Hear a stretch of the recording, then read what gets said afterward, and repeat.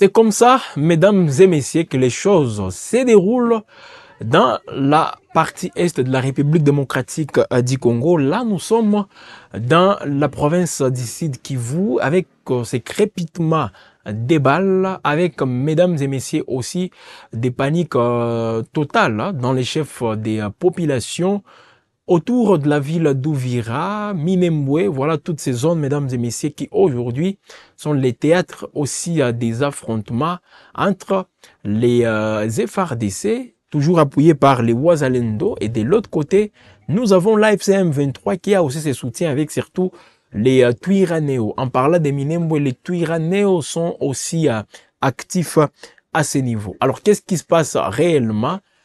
Quelle est la situation actuelle dans la ville d'Ouvira et aux alentours même de cette ville?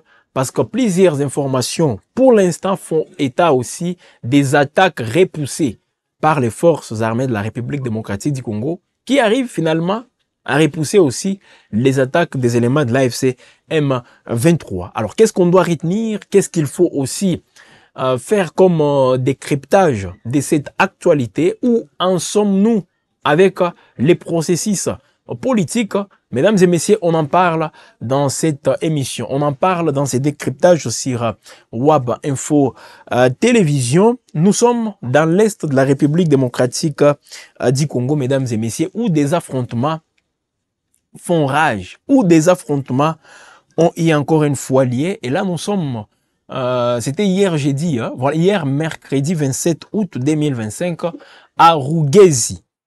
Rugezi dans la province du Sud Kivu, et c'était entre les rebelles de l'AFC M23 alliés aux Twiraneos et de l'autre côté, ce sont les miliciens Wazalendo qui sont beaucoup plus soutenus par les forces armées de la République démocratique du Congo. Alors, quelle est la version donnée par les forces armées de la République démocratique du Congo par rapport au combat? Qu'est-ce que les FARDC donnent comme bilan provisoire par rapport à la journée d'hier avec tous ces combats, mesdames et messieurs, enregistrés? Alors là, c'est le lieutenant général Delphin Kalembe Ngomanzito, voilà, Delphin Kalembe Ngomanzito, lui qui est à la tête de Wazalendo. Lui, d'abord, il a déclaré avoir repoussé les attaques des rebelles qui se sont donc repliés à Minembwe. Le lieutenant général Delphin Kalembe, il est de Wazalendo. Il est dans les groupes de Wazalendo. Et lui, il assure qu'ils ont réussi à repousser les éléments de l'AFC M23 qui se sont donc repliés. Donc les éléments de l'AFC M23 se sont repliés à Minembwe. Minembwe, c'est toujours dans la province du Sud Kivu. Donc, il y avait, mesdames et messieurs, des tirs d'armes lourdes et légères, comme vous pouvez les sentir aussi dans toutes ces séquences que nous sommes en train de vous présenter, des tirs d'armes lourdes et légères qui ont été donc attendus dans la zone où le Wazalendo empêche une avancée de l'AFC M23 vers les provinces de Tanganyika et d'Imaniema. Parce que là où l'AFC M23 se retrouve, et avec les combats enregistrés depuis le week-end dernier, il y a lieu aujourd'hui de craindre par rapport à une progression vers la province de Tanganyika et même la province d'Imaniema. Aujourd'hui, la menace est dans des provinces. Vous-même, vous écoutez tous ces crépitements. Vous écoutez comment les populations sont dans une situation aussi très, très difficile. Panique totale dans les chefs des populations. Là, nous sommes à Ouvira, Minembwe et toutes ces zones. Donc, avec, mesdames et messieurs, comme je l'ai dit, des tirs d'armes lourdes et légères attendus dans la zone, les Wazalendo sont en train de tout faire pour que l'AFC M23 n'avance plus, pour que les éléments de l'AFC M23 aient du mal aussi à progresser. Parce que si une fois ils progressent, jusqu'au point de prendre même le contrôle d'Ouvira, ils seront en train beaucoup plus de se rapprocher de la province de Tanganyika. Il y a aussi une autre partie qui peut les renvoyer jusque dans la province du Maniema.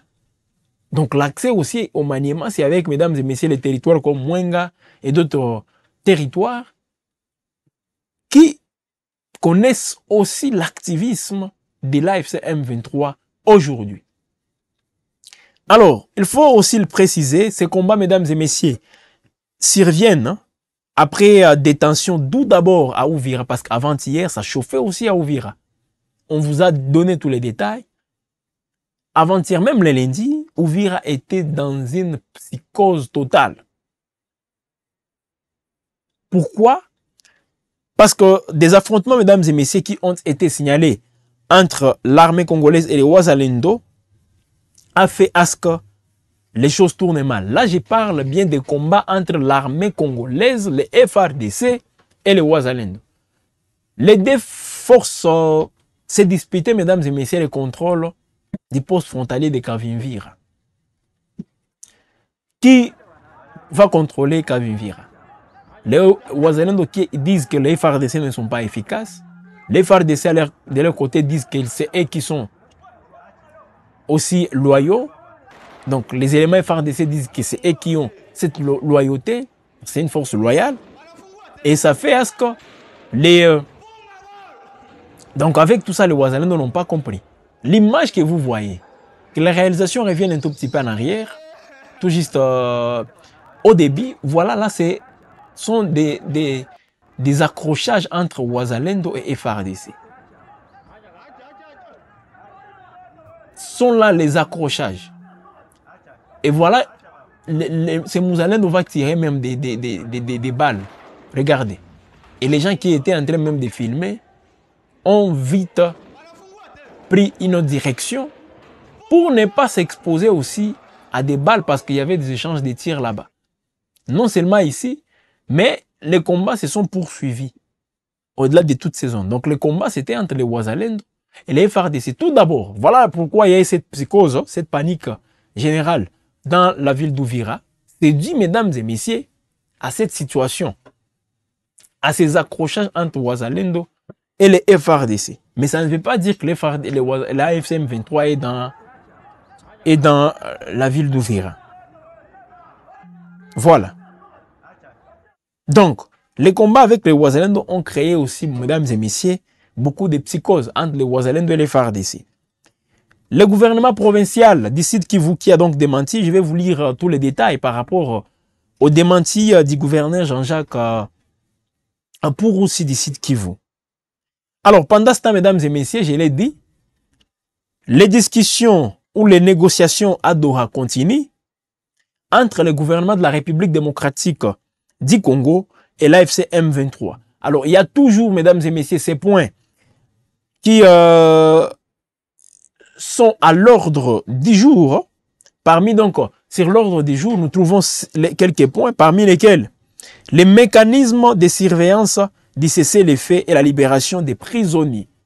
Mécanisme de surveillance du cessez-le-feu et la libération des prisonniers.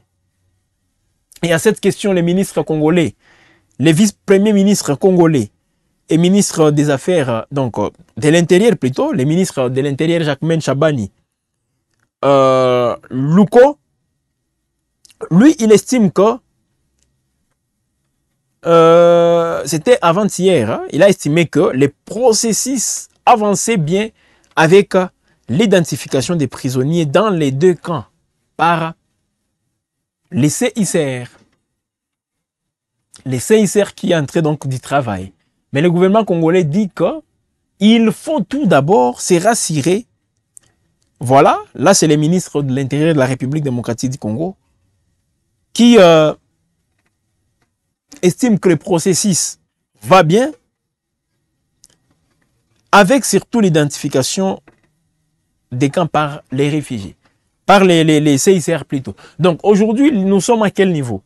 C'est que l'AFC M23 a ses revendications, le gouvernement congolais aussi. Mais les deux parties se réunissent pour trouver un terrain d'attente en ce qui concerne un seul point. La libération donc des prisonniers pour... oui, des prisonniers de part et d'autre, mais également les mesures de confiance qui doivent être renforcées, sans oublier les mécanismes de surveillance du cessez-le-feu. Parce qu'on doit se dire la vérité, qui viole les cessez-le-feu, qui fait à ce que les cessez-le-feu ne soient pas respectés. Il y a toujours une main noire. il y a toujours quelqu'un qui, les tireurs de ficelles qui sont là, en train de les faire. Donc, tout d'abord, Uvira n'est pas encerclé. Ça, c'est Jean-Jacques Pouroussi, gouverneur du Sud Kivu, qui l'a dit. Il dit qu'Uvira n'est pas encerclé par les rebelles de l'AFC M23. Voilà. Ça, c'est Jean-Jacques Pouroussi. Il a aussi mis fin aux rumeurs qui ont alimenté la psychose dans la ville. Parce qu'il y avait une psychose totale, mesdames et messieurs. Totale en tout cas. Alors, selon cette autorité provinciale, les coups d'effet sporadiques qui ont donc sémé la panique dans certains quartiers, il dit que, c'est le gouverneur qui l'a dit, il dit que ça provenait d'une opération de contrôle menée par les forces de sécurité.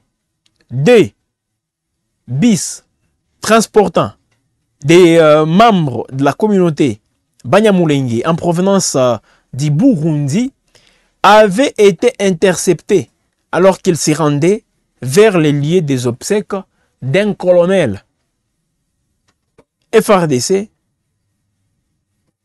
Voilà donc.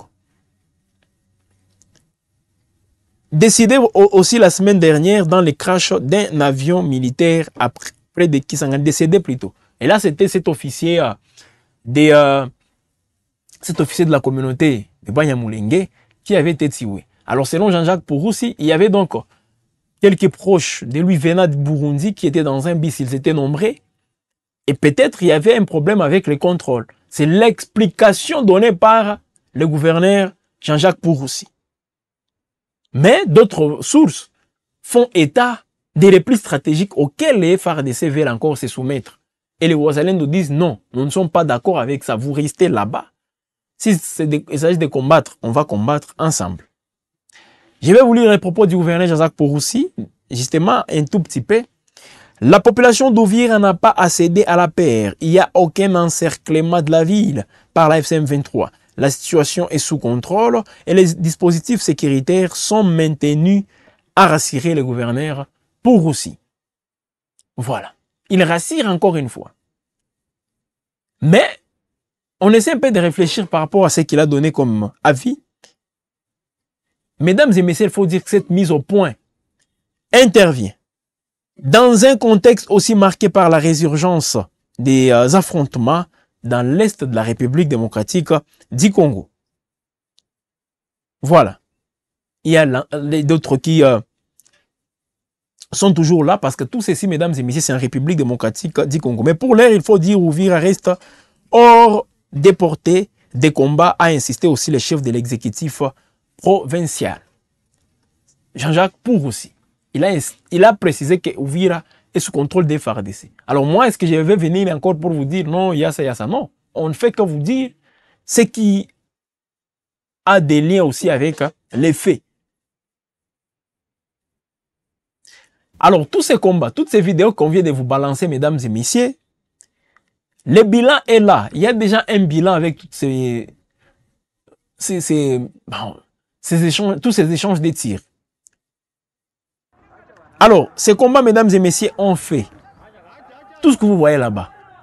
5 blessés et 5, donc disons 5 morts et 4 blessés. 5 morts et 4 blessés. C'était le 26 août, donc avant-hier, où un groupe de Wazalendo a attaqué les points de contrôle de l'armée à la frontière de Kavimvira. Je l'ai même dit. Donc les FARDC ont donc rapporté que 14 membres Wazalendo ont aussi été appréhendés puis relâchés. Voilà les partenariats FARDC Wazalendo là où ça nous amène. Là où ces partenariats finalement nous amènent. Mais qu'est-ce qui va se passer? Ça est là, Massissi, Rutshuru, Uvira. Regardez ces petits villages, mesdames et messieurs, qui subissent aussi des bombardements. Ces villages-là. Ces villages subissent aussi des tirs d'armes lourdes et légères. Pour quelle finalité? Pendant que ces gens, les villageois là-bas, les gens qui vivent là-bas, se préparaient aussi pour une période très sensible des récoltes. Voilà, ils voulaient passer donc à la récolte de leurs biens. Donc ils vont encore une fois, s'ils retournent là-bas, il n'y aura plus rien.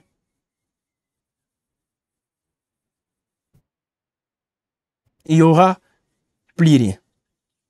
Alors donc Uvira n'est pas encerclé, c'est la précision donnée par le gouverneur Pouroussi. Il précise encore une fois, la population d'Uvira n'a pas accédé à la paix. Il n'y a aucun encerclement de la ville par la FCM 23. La situation est sous contrôle et les dispositifs sécuritaires sont maintenus. C'est ce qu'a rassuré le gouverneur Jean-Jacques Pouroussi. Mesdames et messieurs, cette situation fait état encore une fois aussi de beaucoup de confusions autour de ces conflits. Parce qu'au moment où nous parlons, les choses peuvent encore dégénérer. Parce qu'il y a eu une accalmie toute la journée d'hier à Uvira. Mais aux alentours, c'est là où les bas blessent, mesdames et messieurs. Parce qu'on vient de vous parler des Rugezi. Bien que les FARDC disent, donc les Wazalendo disent avoir repoussé la FCM 23, on attend aussi une version de la FCM 23. Mais les Wazalendo affirment qu'ils ont réussi à les repousser. Donc ils sont, je peux dire, loin de cette zone. Alors, Uvira, c'était donc, il y a toujours cette psychose, ça aussi il faut le dire, donc les populations ne sont pas toujours à l'aise, même pour vaquer aux différentes occupations, c'est compliqué. Et je rappelle, Uvira, c'est le chef-lieu provisoire aujourd'hui de la province du Sud Kivu. Uvira, c'est le chef-lieu provisoire, parce qu'avec la chute de Bukavu, le gouverneur et toute son équipe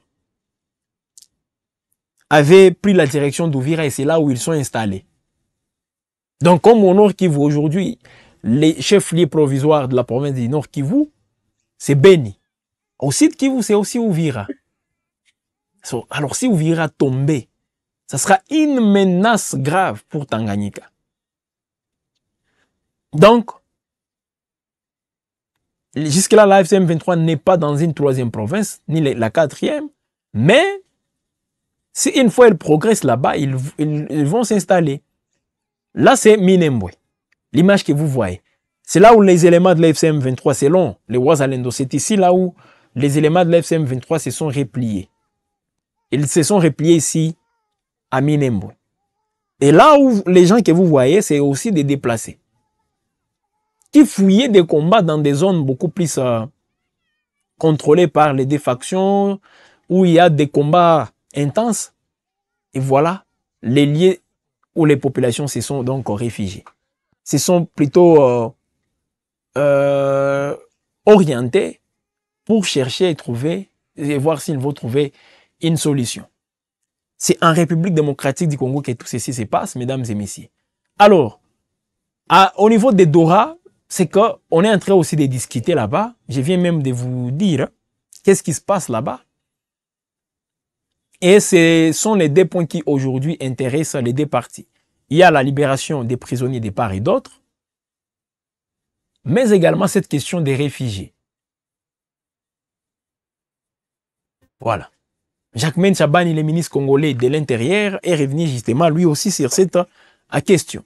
Alors, que vous inspire cette situation? Qu'est-ce que vous pensez? Que doivent faire les FARDC? Que doivent faire les Wazalendo? Quel message adressez-vous aussi aux éléments de la FCM 23?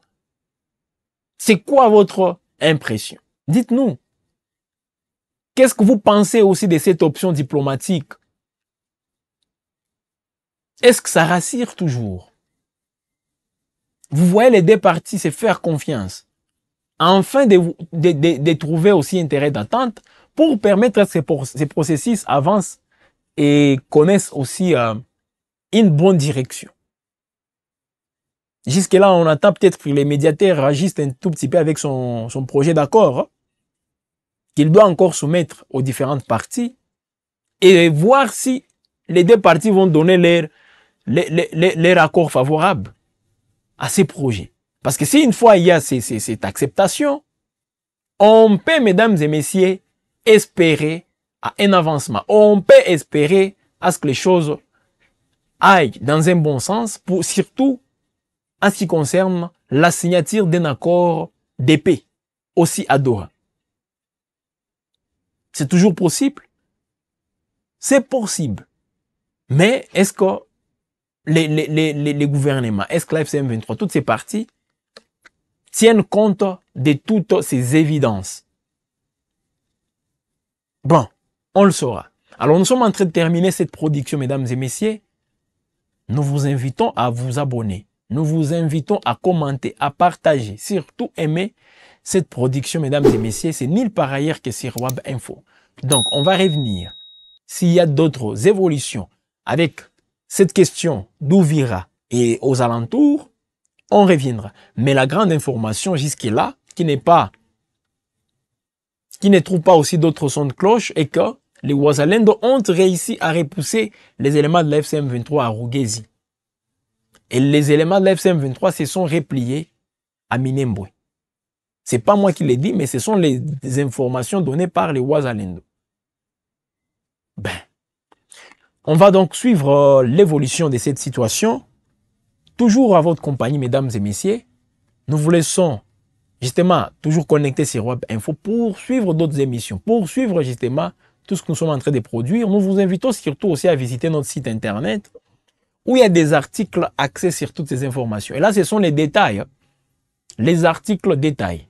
Vous pouvez donc lire tous ces articles, faites même des commentaires si possible, parce que Web Info, comme le nom l'indique, ici c'est l'actualité, ici c'est les informations qui nous intéressent, ce sont les informations. Et c'est comme ça que nous sommes en train, bien sûr, de vous accompagner, de vous servir.